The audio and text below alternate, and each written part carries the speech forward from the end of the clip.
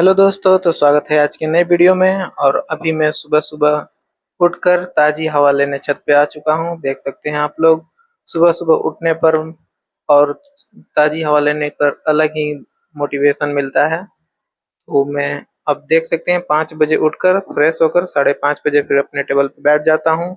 और आज डे 47 है, आज का टारगेट कंप्लीट करना है ये सब। तो शुरू में मैं पहले करंट अफेयर पढ़ता हूँ, तो पेज नंबर 7, 8, 9, 10 पढ़ना था। तो आय दृष्टि मैगजीन से 7, 8, 9, 10 पेज नंबर पढ़ना है, तो इसको मैं निकालता हूँ और देख सकते हैं यहाँ पर अंतरराष्ट्रीय जो है यही 7, 8, 9, 10 में है, जिसको हम एक बार पढ़ चुके हैं। तो फिर से इसको पढ़ना है, तो इसको अच्छे से हम फिर से पढ़ते हैं। और इसमें अंतरराष्ट्रीय जो भी घटनाएं दी गई हैं वर्ष एक साल के अंदर की, उसको अच्छे ढंग से हम याद करते हैं, क्योंकि अधिकतर क्वेश्चन राष्ट्रीय और अंतरराष्ट्रीय से ही पीटी में पूछे जाते हैं। और क्वेश्चन इस यहाँ से अच्छे खासे आते हैं। राष्ट्रीय और अंतरराष्ट्रीय मिलाकर करीब 12 से 13 क्वेश्चन आते हैं, तो इसको हमको अच्छे से पढ़ना है और इसको अच्छे से याद करना है। इसमें जितना समय लगेगा उसको अच्छे से देना है, घबराना नहीं है। और सुबह-सुबह हम करंट अफेयर इसलिए याद करने की कोशिश कर रहे हैं, क्योंकि सुबह याद करने में सुबह-सुबह माइंड फ्रेश रहता है और अच्छे से याद होता है। और करंट अफेयर ऐसी चीज़ है जो बार-बार याद करने की चीज़ है, तो इसको हम बार-बार याद कर रहे हैं। तो आप देख सकते हैं यहाँ पर हमने यहाँ तक पेज नंबर 10, 9 और 8 और यहाँ तक हमने कंप्लीट कर लिया है, जिसको करने में 6:30 बज चुके हैं। तो यहाँ पर मेरा डे 47 का एक टारगेट तो कंप्लीट हो गया, जो करंट अफेयर से करना था। अब उसके बाद मैं देखता हूँ कि कौन करूँ, तो फिर ज्योग्राफी नहीं, यहाँ पर एनसीईआरटी क्लास 9th का मैंने कल पढ़ा था, जीव की आधारभूत इकाई, तो उसी को आज रिवीजन करना था। आज डे 47 में भी टारगेट था, तो उसको सोचता हूँ कि अच्छे से रिवाइज कर लूँ। यहाँ पर देख सकते हैं चैप्टर 5 में जीव की आधारभूत इकाई जो है ये था, तो कल हमने इसको अच्छे से पढ़ा था और अंडरलाइन कर करके रखे हैं। तो इसको अच्छे से जो जो इम्पोर्टेंट पॉइंट्स हैं उसको अच्छे से याद करेंगे।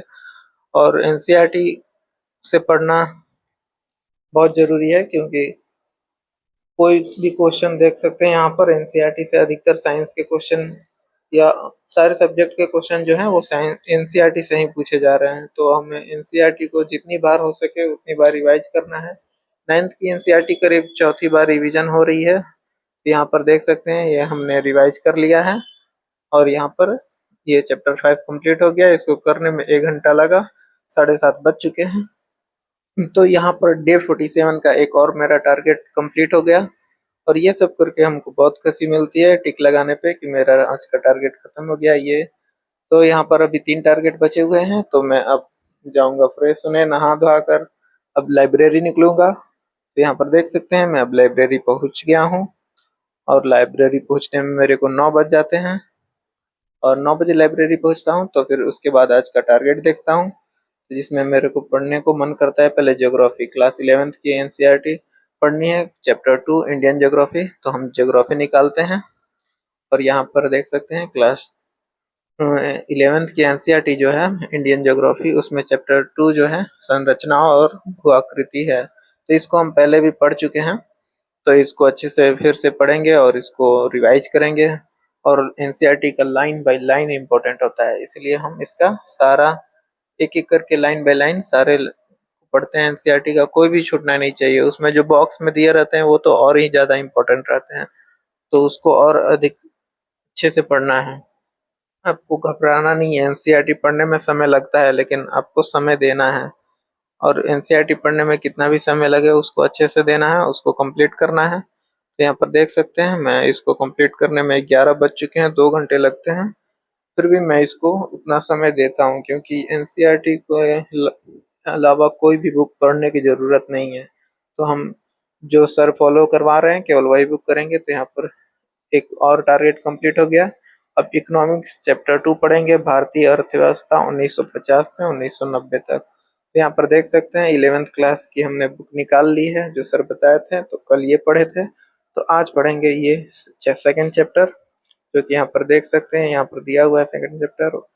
2, 3, 4, 5, 6, 7, 8, 9, 10, 12 पेज में दिया हुआ है। इसको तो अच्छे ढंग से पढ़ना है, क्योंकि ये हम फर्स्ट टाइम पढ़ रहे हैं।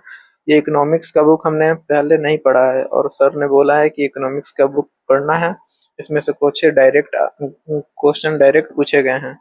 तो इसको तो हमको और अच्छे से पढ़ना है, क्योंकि हम इसको पहली बार पढ़ रहे हैं। तो इसको लाइन बाय लाइन बहुत ध्यान से हम इसको पढ़ते हैं, सारे लाइन बाय लाइन पढ़ते हैं, कोई भी छोड़ना नहीं है पॉइंट, उसको अच्छे से पढ़ना है। एक बार तो पहले कंप्लीट कर लें, रीडिंग लगा लें, उसको समझ में आएगा थोड़ा बहुत तो फिर उसके बाद सब जब 2 बार 3 बार सर इसको फॉलो करवाएंगे तो सारी बातें समझ में आने लगेगी। तो इसलिए घबराना नहीं है कि समझ में नहीं आता है एनसीईआरटी, ये सब नहीं, कुछ बहाने नहीं करने हैं हम लोग को। आखिर एग्जाम क्लियर करना है तो एनसीईआरटी पढ़ना ही पड़ेगा, जो बेसिक नीड्स है उसकी वो जरूरत पूरा ही करना पड़ेगा। तो एनसीईआरटी पढ़ने में बहुत समय लगता है, तो आपको घबराना नहीं है, हमको भी लगता है, सबको लगता है। यहाँ पर देख सकते हैं 1:30 बज चुके हैं, करीब 2 से ढाई घंटे लग चुके हैं, 11 बजे से ही पढ़ रहे थे हम। तो यहाँ पर इसको हमने कंप्लीट कर लिया पढ़कर, 11th क्लास की चैप्टर जो 2 था। तो यहाँ पर मेरा आज का ये भी टारगेट जो था ये कंप्लीट हुआ इकोनॉमिक्स का। अब बिहार मॉडर्न हिस्ट्री जो सर 3 दिन करवा रहे थे, तो आज दूसरा दिन है। तो यहाँ तक हमने पढ़ लिया था बिहार में साइमन कमीशन का विरोध से। अब सभी ने अवज्ञा आंदोलन से पढ़ेंगे और बिहार का स्थापना तक पढ़ेंगे, यहाँ तक पढ़ेंगे।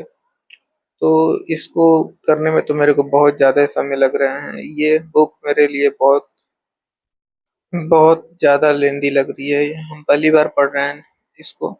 ये बुक हमने अभी तक पढ़ा नहीं था कभी भी।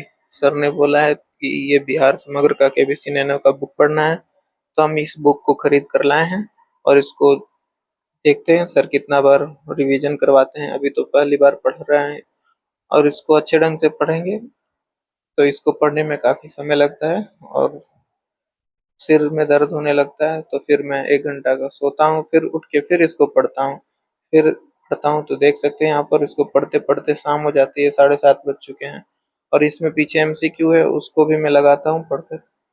तो यहाँ पर मेरा आज का टारगेट सारा कंप्लीट हो गया। डे 47 मेरा कंप्लीट है और इसको अच्छे से मैंने पढ़कर पूरे शिद्दत से पढ़ा है। तो आपको वीडियो पसंद आए तो वीडियो लाइक करें, शेयर करें चैनल को और चैनल को सब्सक्राइब करें।